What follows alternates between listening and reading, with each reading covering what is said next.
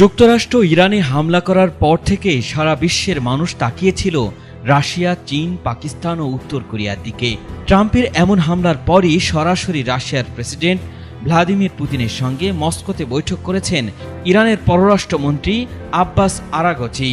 আর এই বৈঠকে পুতিন যুক্তরাষ্ট্রের হামলার নিন্দা জানিয়ে প্রকাশ্যে ঘোষণা দিয়েছেন রাশিয়া সব সময় ইরানি জনগণের পাশে আছে এবং থাকবে। আর এই ঘোষণার পরই সিরিয়ার উত্তর পূর্বাঞ্চলীয় হাসাকা প্রদেশে অবস্থিত মার্কিন যুক্তরাষ্ট্রের একটি সামরিক ঘাঁটিতে হামলার ঘটনা ঘটেছে। ইরান কি তাহলে রাশিয়াকে সঙ্গে নিয়ে যুক্তরাষ্ট্রের সামরিক ঘাঁটিগুলো ধ্বংস করে দিবে? এদিকে ডোনাল্ড ট্রাম্প ইরানে হামলার পর থেকে খোদ আমেরিকার নাগরিকদেরই তোপের মুখে পড়েছেন। ট্রাম্প হয়তো ভেবেছিলেন এ যাত্রায় ইরান নতজানু হয়ে তার কাছে যুদ্ধবিরতির কথা বলবে, কিন্তু ঘটনা ঠিক তার বিপরীত দিকে মোড় নিয়েছে। যুক্তরাষ্ট্রকেও কঠোর হুঁশিয়ারি দিয়েছে ইরান। তবে কি ভয়াবহ যুদ্ধে জড়িয়ে যাচ্ছে ইরান ও ইসরায়েল? ইরানের রাষ্ট্রীয় সংবাদ সংস্থা মেহের নিউজের এক প্রতিবেদনে বলা হয়েছে, সিরিয়ার উত্তর পূর্বাঞ্চলীয় হাসাকা প্রদেশে অবস্থিত মার্কিন যুক্তরাষ্ট্রের একটি সামরিক ঘাঁটিতে হামলার ঘটনা ঘটেছে। তবে এই হামলায় তাৎক্ষণিকভাবে কোনো হতাহত বা ক্ষয়ক্ষতির বিষয় কিছুই জানায়নি যুক্তরাষ্ট্র।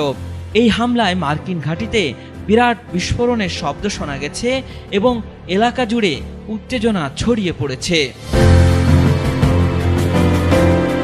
বিশ্লেষকরা বলছেন, এই হামলা মধ্যপ্রাচ্যে চলমান উত্তেজনার পটভূমিতে একটি বড় বার্তা বহন করছে।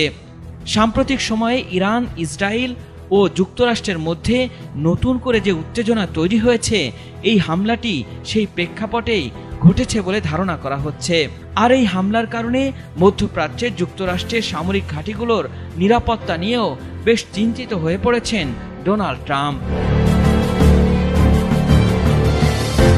এদিকে ইরানের ওপর যুক্তরাষ্ট্রের হামলাকে ভিত্তিহীন উল্লেখ করেছেন রাশিয়ার প্রেসিডেন্ট ভ্লাদিমির পুতিন। মস্কোতে ইরানের পররাষ্ট্রমন্ত্রী আব্বাস আরাগচির সঙ্গে এক বৈঠকে এই মন্তব্য করেছেন তিনি। বৈঠকের শুরুতেই পুতিন বলেন, ইরানের ওপর যে আক্রমণ চালানো হয়েছে তার কোনো যৌক্তিকতা নেই। রাশিয়া সব সময় ইরানি জনগণের পাশে আছে এবং থাকবে। যুক্তরাষ্ট্রের হামলার পর রাশিয়ার সঙ্গে ইরানের এমন বৈঠক শেষে অনেকটাই হাসি মুখে দেখা গেছে ইরানের পররাষ্ট্রমন্ত্রী আব্বাস আরাগচি।